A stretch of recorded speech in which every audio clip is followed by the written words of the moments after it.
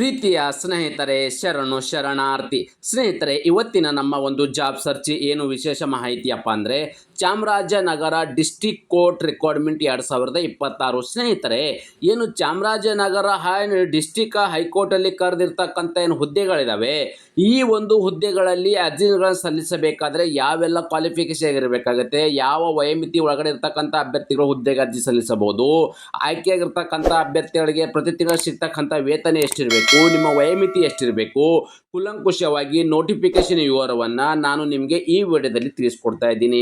ಅದಕ್ಕಿಂತ ಮುಂಚಿತವಾಗಿ ನಮ್ಮ ಯೂಟ್ಯೂಬ್ ಚಾನಲ್ಗೆ ಮೊದಲ ಬಾರಿ ಭೇಟಿ ನೀಡಿದರೆ ಸಬ್ಸ್ಕ್ರೈಬ್ ಜೊತೆಗೆ ಬೆಲ್ ಐಕನ್ ಕ್ಲಿಕ್ ಮಾಡೋದನ್ನು ಮರಿಬೇಡಿ. ಯಾಕಪ್ಪ ಅಂದರೆ ಪ್ರತಿನಿತ್ಯ ನಾವು ಕೇಂದ್ರ ಸರ್ಕಾರ ಮತ್ತು ರಾಜ್ಯ ಸರ್ಕಾರದ ಹೊಸ ಹೊಸ ಉದ್ಯೋಗ ಮಾಹಿತಿ ಕೊಡೋದ್ರಿಂದ ತಪ್ಪದೆ ನೋಟಿಫಿಕೇಶನ್ ಮೊದಲಿಗೆ ನಿಮಗೆ ಬರಲಿದೆ.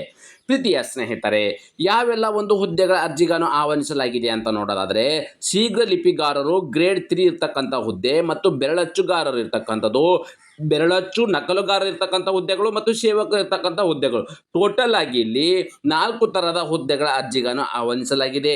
ಕರ್ತವ್ಯ ಸ್ಥಳ ಎಲ್ಲಿಯಪ್ಪ ಅಂದರೆ ಆಯ್ಕೆಯಾದ ಅಭ್ಯರ್ಥಿಗಳು ಚಾಮರಾಜ ಜಿಲ್ಲೆಯಲ್ಲೇ ಕೆಲಸವನ್ನು ನಿರ್ವಹಿಸಬೇಕಾಗತ್ತೆ.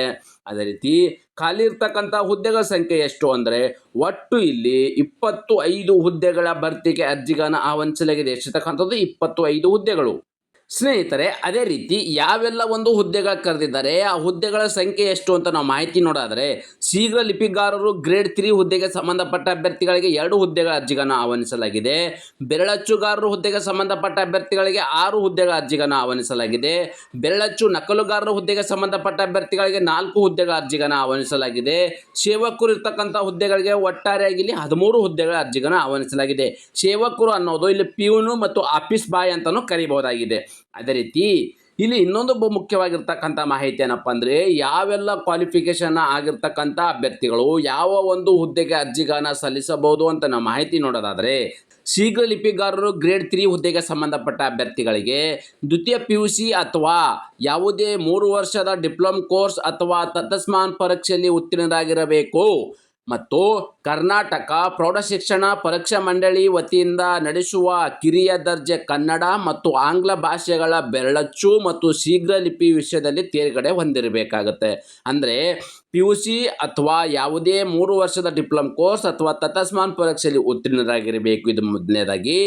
ಎರಡನೇದಾಗಿ ಏನಪ್ಪ ಅಂದರೆ ಕರ್ನಾಟಕ ಪ್ರೌಢಶಿಕ್ಷಣ ಪರೀಕ್ಷಾ ಮಂಡಳಿ ವತಿಯಿಂದ ನಡೆಸಿರುವ ಕಿರಿಯ ದರ್ಜೆ ಕನ್ನಡ ಮತ್ತು ಆಂಗ್ಲ ಭಾಷೆಗಳ ಬೆರಳಚ್ಚು ಮತ್ತು ಶೀಘ್ರ ಲಿಪಿ ವಿಷಯದಲ್ಲಿ ನೀವು ತೇರ್ಗಡೆ ಹೊಂದಿರತಕ್ಕಂಥ ಅಭ್ಯರ್ಥಿಗಳು ಮಾತ್ರ ಈ ಒಂದು ಹುದ್ದೆಗೆ ಅರ್ಜಿಗಳನ್ನು ಸಲ್ಲಿಸಬಹುದಾಗಿದೆ. ಅದೇ ರೀತಿ ಬೆರಳಚ್ಚುಗಾರರು ಹುದ್ದೆಗೆ ಸಂಬಂಧಪಟ್ಟ ಅಭ್ಯರ್ಥಿಗಳು ಇವರು ಕೂಡ ಇಲ್ಲಿ ದ್ವಿತೀಯ PUC ಅಥವಾ ಯಾವುದೇ 3 ವರ್ಷದ ಡಿಪ್ಲೊಮ್ ಕೋರ್ಸ್ ಅಥವಾ ತತ್ಸಮಾನ ಪರೀಕ್ಷೆಯಲ್ಲಿ ಉತ್ತೀರ್ಣರಾಗಿರಬೇಕು. ಕರ್ನಾಟಕ ಪ್ರೌಢಶಿಕ್ಷಣ ಪರೀಕ್ಷಾ ಮಂಡಳಿ ವತಿಯಿಂದ ನಡೆಸಿರುವ ಕಿರಿಯ ದರ್ಜೆ ಕನ್ನಡ ಮತ್ತು ಆಂಗ್ಲ ಭಾಷೆಗಳ ಬೆರಳಚ್ಚು ವಿಷಯದಲ್ಲಿ ತೇರ್ಗಡೆ ಹೊಂದಿರತಕ್ಕಂಥ ಅಭ್ಯರ್ಥಿಗಳು ಮಾತ್ರ ಈ ಒಂದು ಹುದ್ದೆಗೆ ಅರ್ಜಿಗಳನ್ನು ಸಲ್ಲಿಸಬಹುದಾಗಿದೆ. ಅದೇ ರೀತಿ ಸ್ನೇಹಿತರೆ, ಬೆರಳಚ್ಚು ನಕಲುಗಾರರ ಹುದ್ದೆಗೆ ಸಂಬಂಧಪಟ್ಟ ಅಭ್ಯರ್ಥಿಗಳಿಗೆ ಇವರು ಇಲ್ಲಿ ದ್ವಿತೀಯ PUC ಅಥವಾ ಯಾವುದೇ 3 ವರ್ಷದ ಡಿಪ್ಲೊಮ್ ಕೋರ್ಸ್ ಅಥವಾ ತತ್ಸಮಾನ ಪರೀಕ್ಷೆಯಲ್ಲಿ ಉತ್ತೀರ್ಣರಾಗಿರಬೇಕು. ಕರ್ನಾಟಕ ಪ್ರೌಢಶಿಕ್ಷಣ ಪರೀಕ್ಷಾ ಮಂಡಳಿ ವತಿಯಿಂದ ನಡೆಸಿರುವ ಕಿರಿಯ ದರ್ಜೆ ಕನ್ನಡ ಮತ್ತು ಆಂಗ್ಲ ಭಾಷೆಗಳ ಬೆರಳಚ್ಚು ವಿಷಯದಲ್ಲಿ ತೇರ್ಗಡೆ ಹೊಂದಿರತಕ್ಕಂಥ ಅಭ್ಯರ್ಥಿಗಳು ಮಾತ್ರ ಈ ಒಂದು ಹುದ್ದೆಗೆ ಅರ್ಜಿಗಳನ್ನು ಸಲ್ಲಿಸಬಹುದಾಗಿದೆ.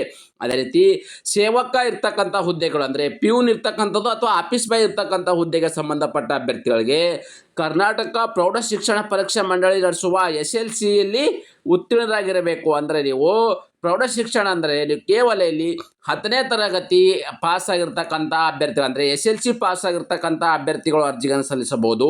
ಅಥವಾ ತತ್ಸಮಾನ ವಿದ್ಯಾರ್ಥಿ ಹೊಂದಿರತಕ್ಕಂಥ ಅಭ್ಯರ್ಥಿಗಳು ಹಾಗೂ ಕನ್ನಡ ಓದಲು ಬರಲು ತಿಳಿದಿರಬೇಕು. ನೋಡಿ, ನೀವೇನಪ್ಪ ಅಂದರೆ SLC ಪಾಸ್ ಆದರೆ ಸಾಕು, ಈ ಒಂದು ಹುದ್ದೆಗೆ ಅರ್ಜಿಗಳನ್ನು ಸಲ್ಲಿಸಬಹುದಾಗಿದೆ. ಸ್ನೇಹಿತರೆ, ವಯೋಮಿತಿ ಅಂದರೆ ಈ ಒಂದು ಹುದ್ದೆಗೆ ಅರ್ಜಿ ಸಲ್ಲಿಸಬೇಕಾದ್ರೆ ಯಾವ ಒಂದು ವಯೋಮಿತಿ ಒಳಗಡೆ ಇರ್ತಕ್ಕಂಥ ಅಭ್ಯರ್ಥಿಗಳು ಈ ಒಂದು ಹುದ್ದೆಗೆ ಅರ್ಜಿ ಸಲ್ಲಿಸಬಹುದು ಅಂದರೆ ಅರ್ಜಿ ಸಲ್ಲಿಸಲು ನಿಗದಿಪಡಿಸಿದ ಕೊನೆಯ ದಿನಾಂಕದ ಅಭ್ಯರ್ಥಿ ಕನಿಷ್ಠ 18 ವರ್ಷ ಇರಬೇಕು. ನೋಡಿ, ಮಿನಿಮಮ್ 18 ವರ್ಷ ಇರಬೇಕು. ಸಾಮಾನ್ಯ ಅಭ್ಯರ್ಥಿಗಳಿಗೆ ಗರಿಷ್ಠ ಎಷ್ಟಪ್ಪ ಅಂದರೆ 35 ವರ್ಷ ಪ್ಲಸ್ 5 ವರ್ಷ ಅಂದರೆ ರಾಜ್ಯ ಸರ್ಕಾರ ವಯೋಮಿತಿಯ ಸಡಿಲಿಕೆ ಕೊಟ್ಟಿರೋದ್ರಿಂದ ಇಲ್ಲಿ ನೋಡಿ ಗರಿಷ್ಠ ವಯೋಮಿತಿ ಅಂದರೆ OBC ಜನರಲ್ ಕ್ಯಾಟಗರಿ ಸಂಬಂಧಪಟ್ಟ ಅಭ್ಯರ್ಥಿಗಳಿಗೆ 35+5 ಅಂದರೆ 40 ವರ್ಷದ ಒಳಗಡೆ ಇರತಕ್ಕಂಥ ಅಭ್ಯರ್ಥಿಗಳು ಈ ಒಂದು ಹುದ್ದೆಗೆ ಅರ್ಜಿ ಸಲ್ಲಿಸಬಹುದಾಗಿದೆ. ಪ್ರವರ್ಗ 2A 2B 3A 3B ಅಭ್ಯರ್ಥಿಗಳಿಗೆ ಗರಿಷ್ಠ 38+5 ವರ್ಷ ಒಳಗಡೆ ಇರತಕ್ಕಂಥ ಅಭ್ಯರ್ಥಿಗಳು ಹುದ್ದೆಗೆ ಅರ್ಜಿ ಸಲ್ಲಿಸಬಹುದಾಗಿದೆ. ಪರಿಶಿಷ್ಟ ಜಾತಿ ಪರಿಶಿಷ್ಟ ಪಂಗಡ ಅಂದರೆ SC ST ಅಭ್ಯರ್ಥಿಗಳಿಗೆ ನೋಡಿ 40+5 ಅಂದರೆ 45 ವರ್ಷದ ಒಳಗಡೆ ಇರತಕ್ಕಂಥ ಏನು SC ST ಅಭ್ಯರ್ಥಿಗಳು ಈ ಒಂದು ಹುದ್ದೆಗೆ ಅರ್ಜಿಗಳನ್ನು ಸಲ್ಲಿಸಬಹುದಾಗಿದೆ.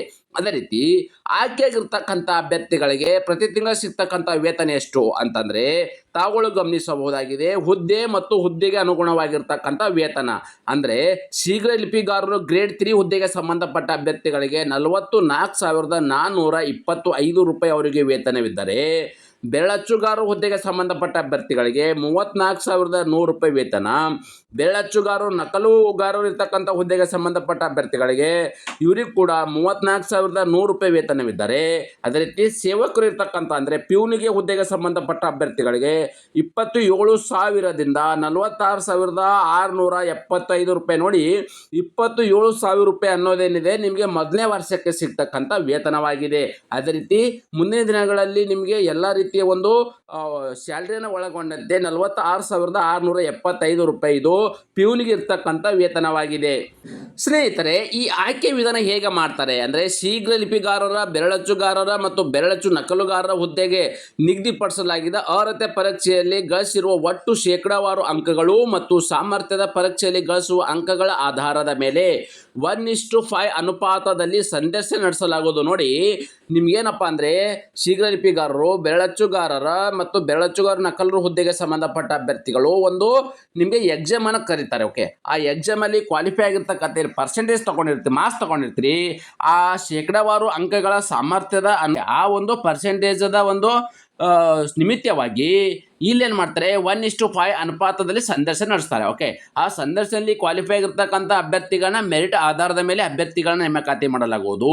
ಅದೇ ರೀತಿ ಸೇವಕ ಹುದ್ದೆಗೆ ಸಂಬಂಧಪಟ್ಟ ನೋಡಿ ಇಲ್ಲಿ ಇರ್ತಕ್ಕಂಥದ್ದು ಏನಪ್ಪ ಅಂದರೆ ಪ್ಯೂನ್ಗೆ ಹುದ್ದೆಗೆ ಸಂಬಂಧಪಟ್ಟ ಅಭ್ಯರ್ಥಿಗಳು ಇವರು 10ನೇ ತರಗತಿಯಲ್ಲಿ ಗಳಿಸಿರ್ತಕ್ಕಂಥ ಏನು ಪಡೆದ ಗರಿಷ್ಠ ಅಂಕಗಳ ಆಧಾರದ ಮೇಲೆ 1:10 ಅನುಪಾತದಲ್ಲಿ ಸಂದರ್ಶನ ನಡೆಸಲಾಗುವುದು. ನೋಡಿ ನಿಮಗೆ ಇಲ್ಲಿ ಯಾವುದೇ ರೀತಿಯಲ್ಲಿ ಎಕ್ಸಾಮ್ ಕೂಡ ಇರೋದಿಲ್ಲ. ಓಕೆ, ನಿಮ್ಗಿರ್ತಕ್ಕಂಥ SLC ಗಳಿಸಿರ್ತಕ್ಕಂಥ ಪರ್ಸೆಂಟೇಜ್ ಏನಿದೆ ಆ ಒಂದು ಪರ್ಸೆಂಟೇಜ್ ಆಧಾರದ ಮೇಲೆ ನೇರ ನೇಮಕಾತಿ ಇರ್ತಕ್ಕಂಥ ಹುದ್ದೆಗಳಾಗಿರಲಿದೆ.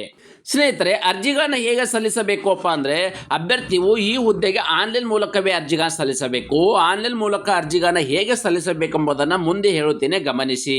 ಸ್ನೇಹಿತರೆ, ನಿಗದಿತ ಅರ್ಜಿ ಶುಲ್ಕ ವಿವರವನ್ನು ನೋಡೋಣ ಬನ್ನಿ. ಅಂದರೆ ಈ ಒಂದು ಹುದ್ದೆನ ಪಡೆದುಕೊಳ್ಳಬೇಕಾದ್ರೆ ಅಪ್ಲಿಕೇಶನ್ ಫೀ ಅಂತ ಏನು ಹೇಳ್ತೀವಿ, ಸಾಮಾನ್ಯ ವರ್ಗ, ಪ್ರವರ್ಗ ಮತ್ತು 2A 2B 3A 3B ಅಭ್ಯರ್ಥಿಗಳಿಗೆ 200 ರೂಪಾಯಿ ಅರ್ಜಿ ಶುಲ್ಕವಿದ್ದರೆ, ಪರಿಶಿಷ್ಟ ಜಾತಿ ಪರಿಶಿಷ್ಟ ಪಂಗಡ ಅಭ್ಯರ್ಥಿಗಳಿಗೆ, ಅಂಗವಿಕಲ ಮತ್ತು ಅಭ್ಯರ್ಥಿಗಳಿಗೆ ಶುಲ್ಕದಿಂದ ವಿನಾಯಿತಿ ನೀಡಲಾಗಿದೆ. ಅಂದರೆ SC ST ಅಭ್ಯರ್ಥಿಗಳು, ಫಿಸಿಕಲ್ ಹ್ಯಾಂಡಿಕ್ಯಾಪ್ ಇರ್ತಕ್ಕಂಥ ಅಭ್ಯರ್ಥಿಗಳಿಗೆ ಅರ್ಜಿ ಶುಲ್ಕದಿಂದ ವಿನಾಯಿತಿ ನೀಡಲಾಗಿದ್ದು, ಜನರಲ್ ಮತ್ತು OBC ಅಭ್ಯರ್ಥಿಗಳಿಗೆ 200 ರೂಪಾಯಿ ಅರ್ಜಿ ಶುಲ್ಕವಿದೆ. ಈ ಶುಲ್ಕವನ್ನು ಹೇಗೆ ಪಾವತಿಸಬೇಕಪ್ಪ ಅಂದರೆ ಅಭ್ಯರ್ಥಿಗಳು ಆನ್ಲೈನ್ ಮೂಲಕ debit card, credit card, net banking, phone pay ಮತ್ತು ಬ್ಯಾಂಕಿಂಗ್ UPI ಮೂಲಕ ಅರ್ಜಿ ಶುಲ್ಕವನ್ನು ಪಾವತಿಸಬಹುದು. ಅಂದರೆ ನೀವು ಆನ್ಲೈನ್ ಅಪ್ಲಿಕೇಶನ್ ಹಾಕಬೇಕಾದ್ರೆ ಡೈರೆಕ್ಟಾಗಿ ಒಂದು ಆನ್ಲೈನ್ ಪೇಮೆಂಟ್ ಮಾಡೋಕ್ಕೆ ಅವಕಾಶ ನೀಡಿಕೊಡಲಾಗಿದೆ. ಅದೇ ರೀತಿ ಅರ್ಜಿ ಸಲ್ಲಿಸಲು ನಿಗದಿಪಡಿಸಿದ ದಿನಾಂಕದ ವಿವರವನ್ನು ನಾವು ನೋಡೋದಾದರೆ ಅರ್ಜಿ ಸಲ್ಲಿಸಲು ಪ್ರಾರಂಭ ದಿನಾಂಕ ಮಾರ್ಚ್ 13, 2026 ಪ್ರಾರಂಭವಾಗಿದ್ದು, ಅರ್ಜಿ ಸಲ್ಲಿಸಲು ಕೊನೆಯ ದಿನಾಂಕ ಏಪ್ರಿಲ್ 13, 2026 ಇಷ್ಟು ಒಳಗಡೆ ತಮ್ಮ ಅರ್ಜಿಗಳನ್ನು ಸಲ್ಲಿಸಬೇಕಾಗುತ್ತೆ. ಶುಲ್ಕ ಪಾವತಿಸಲು ಕೊನೆಯ ದಿನಾಂಕ ಏಪ್ರಿಲ್ 16, 2026 ಇಷ್ಟು ಒಳಗಡೆ ಓರಲ್ ಇರ್ತಕ್ಕಂಥ ನಿಮ್ಮ ಒಂದು ಅಪ್ಲಿಕೇಶನ್ನ ಕಂಪ್ಲೀಟ್ ಮಾಡ್ಕೊಳ್ತಕ್ಕಂಥದ್ದು. ಸ್ನೇಹಿತರೆ, ಫುಲ್ ಇರ್ತಕ್ಕಂಥ ಒಂದು ನೋಟಿಫಿಕೇಶನ್ ವಿವರವನ್ನು ನಿಮಗೆ ಆಲ್ರೆಡಿ ನಾನು ಮಾಹಿತಿ ಕೊಟ್ಟಿದ್ದೇನೆ 4 ಹುದ್ದೆಗಳ ಬಗ್ಗೆ. ಅದೇ ರೀತಿ ಟೆಲಿಗ್ರಾಮು ಮತ್ತು ವಾಟ್ಸಪ್ ಚಾನಲ್ ಕೂಡ ಜಾಯ್ನ್ ಆಗಿ ನಾವು ಕೊಡ್ತಕ್ಕಂಥ ಪ್ರತಿನಿತ್ಯ ಜಾಬ್ ಅಪ್ಡೇಟು ಅಲ್ಲಿ ಕೂಡ ನೇರವಾಗಿ ಪಡೆಯಬಹುದಾಗಿದೆ. ಇದರ ಲಿಂಕ್ ಕೂಡ ನನ್ನ ಯೂಟ್ಯೂಬ್ ಡಿಸ್ಕ್ರಿಪ್ಷನ್ ಬಾಕ್ಸಲ್ಲಿ ನೀಡಿದ್ದೇನೆ. ಅದೇ ರೀತಿ ಅರ್ಜಿಗಳನ್ನು ಆನ್ಲೈನ್ ಮುಖಾಂತರ ಹೇಗೆ ಸಲ್ಲಿಸಬೇಕಪ್ಪ ಅಂದ್ರೆ ನೋಡಿ ಇಲ್ಲಿ ಅಪ್ಲೈ ಆನ್ಲೈನ್ ಬಗ್ಗೆ ಅನ್ನೋದೇನಿದೆ, ಇಲ್ಲಿ ನಿಮಗೆ ಒಂದು ಅಫಿಷಿಯಲ್ ವೆಬ್ಸೈಟ್ ಏನಿದೆ ಆ ಒಂದು ವೆಬ್ಸೈಟು ನನ್ನ ಯೂಟ್ಯೂಬ್ ಡಿಸ್ಕ್ರಿಪ್ಷನ್ ಬಾಕ್ಸಲ್ಲಿ ನೀಡಿದ್ದೇನೆ. ನೀವು ಅದ್ರ ಮೇಲೆ ಕ್ಲಿಕ್ ಮಾಡಿದಾಗ ಏನಾಗುತ್ತಪ್ಪ ಅಂತಂದರೆ ಈ ಥರದ ಒಂದು ಕ್ಲಿಕ್ ಮಾಡಿದಾಗೆ ನೀವು ಡೈರೆಕ್ಟಾಗಿ ವೆಬ್ಸೈಟ್ ಓಪನ್ ಆಗುತ್ತೆ. ತಾವುಗಳು ಗಮನಿಸ್ತಾ ಇದ್ದೀರಿ. ಓಕೆ, ಸೊ ಈ ಥರದ ಒಂದು ವೆಬ್ಸೈಟನ್ನು ಓಪನ್ ಆದಾಗ ಡೈರೆಕ್ಟಾಗಿ ನೋಡಿ ಕರ್ನಾಟಕ ಕೀಬೋರ್ಡ್ ಇರ್ತಕ್ಕಂಥ ಅಂದರೆ ನಿಮ್ಗೆ ಇಲ್ಲಿ ನೋಡಿ ಡಿಸ್ಟಿಕ್ ಕೋರ್ಟ್ ಚಾಮರಾಜನಗರ ಇರ್ತಕ್ಕಂಥ ಡೈರೆಕ್ಟಾಗಿ ವೆಬ್ಸೈಟ್ ಓಪನ್ ಆಗುತ್ತೆ. ಡೈರೆಕ್ಟಾಗಿ ತಮ್ಮ ಅರ್ಜಿಗಳನ್ನ ನೇರವಾಗಿ ಈ ಒಂದು ವೆಬ್ಸೈಟ್ ಮೂಲಕ ತಮ್ಮ ಅರ್ಜಿಗಳನ್ನ ಸಲ್ಲಿಸಬಹುದು. ಇಲ್ಲಪ್ಪ ಅಂತಂದರೆ ಯಾರೆಲ್ಲ ಅಭ್ಯರ್ಥಿಗಳು ನಮ್ಮ ಕಡೆಯಿಂದ ಅರ್ಜಿಗಳನ್ನ ಸಲ್ಲಿಸೋದು ಬಯಸಿರ್ತಕ್ಕಂಥ ಅಭ್ಯರ್ಥಿಗಳು ಅಲ್ಲಿ ಕಾಂಟ್ಯಾಕ್ಟ್ ನಂಬರ್ ಕೂಡ ನೀಡಲಾಗಿದೆ. ನಮಗೆ ವಾಟ್ಸಪ್ ಮುಖಾಂತರ ಡಾಕ್ಯುಮೆಂಟ್ ಕಳಿಸ್ಕೊಟ್ರೆ ನಾವು ಕೂಡ ಅರ್ಜಿಗಳನ್ನು ಹಾಕಿ ಮತ್ತೆ ನಿಮಗೆ ವಾಟ್ಸಪ್ ಮುಖಾಂತರ ರಿಟರ್ನ್ ಕೊಡಲಾಗುವುದು. ಈ ಥರದ ಉದ್ಯೋಗ ಮಾಹಿತಿಗಾಗಿ ನಮ್ಮ ಯೂಟ್ಯೂಬ್ ಚಾನಲನ್ನು ಸಬ್ಸ್ಕ್ರೈಬ್ ಜೊತೆಗೆ ಬೆಲ್ ಐಕನ್ ಕ್ಲಿಕ್ ಮಾಡೋದನ್ನು ಮರೆಯಬೇಡಿ. ಅದರ ಜೊತೆಗೆ ಈ ಉದ್ಯೋಗ ಮಾಹಿತಿ ನಿಮಗೆ ಇಷ್ಟವಾದರೆ ನಿಮ್ಮ ಫ್ಯಾಮಿಲಿಗೂ ಫ್ರೆಂಡ್ಸ್ಗೂ ಶೇರ್ ಮಾಡೋದನ್ನು ಮರೆಯದಿರಿ. ಧನ್ಯವಾದ.